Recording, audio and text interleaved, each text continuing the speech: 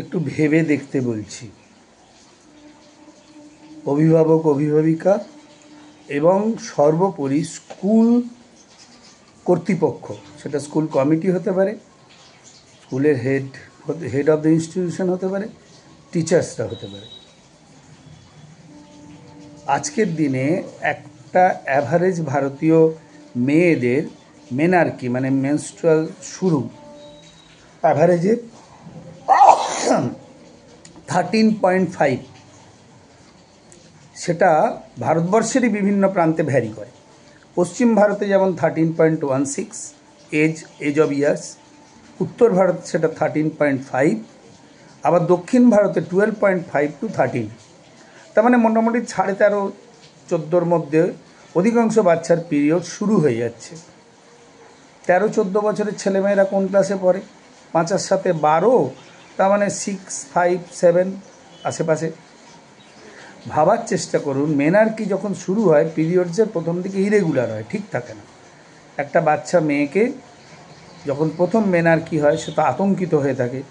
দেখা গেল 1 মাস 2 মাস পরে হঠাৎ কোনো ডেট ফেটের ঠিক নেই, আরেকটা পিরিয়ড হয়ে গেল, সেটা 10 দিন 12 দিন রইতে থাকলো, আবার 2 মাস 1 মাস বন্ধ করে আবার একটা পিরিয়ড শুরু হলো, এরকম ইরেগুলার হতে থাকে।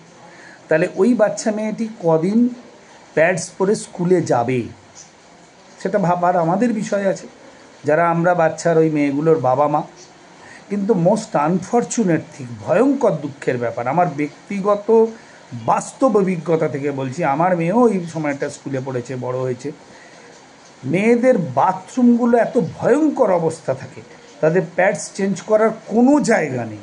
কিছু কিছু স্কুলে এই প্যাডস পাওয়া যায়, কিন্তু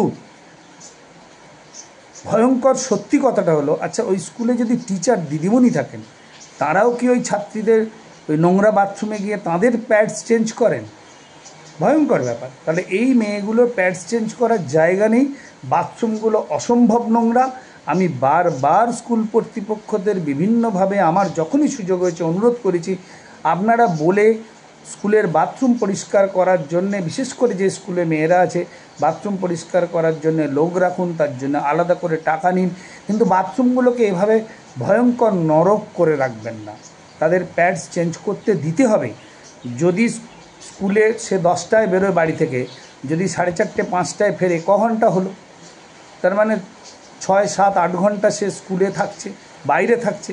তাহলে 8 ঘন্টা যদি প্যাডস পরে থাকে, সে যদি বাথরুমে না যায়, তার তো রেকারেন্ট ইউটিআই হবে, ইউরিনারি একটা ইনফেকশান হবে, বিভিন্ন ধরনের ইনফেকশান হবে, তার হোয়াইট ডিসচার্জ হতে শুরু করবে, সে বিভিন্ন সমস্যায় পড়বে। এই ভয়ঙ্কর ভাবনাটা কি কোনো স্কুল কর্তৃপক্ষের মাথায় ঢোকে না? কোনো গার্জেনদের মাথায় ঢোকে না যারা প্রতিবাদ করবেন? আমি কিন্তু আমার মেয়ে যখন স্কুলে পড়তো, আমি প্রতিবাদ করে ভয়ঙ্কর বিপদে পড়েছিলাম।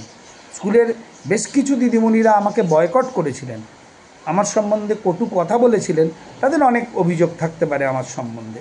এই কটু কথাগুলো যখন আমি বলবো, আপনাদের প্যাডস চেঞ্জ করার জন্য যদি একটা ভদ্রসভ্য বাথরুম থাকে, আমাদের ছেলে মেয়েগুলোর জন্য মেয়েগুলোর জন্য থাকবে না কেন? এইটার উত্তর দিদিমণিরা না দিতে পারেন, দিদিমণিরা বলতেই পারেন যে আমরা তো স্কুলের সব নয়।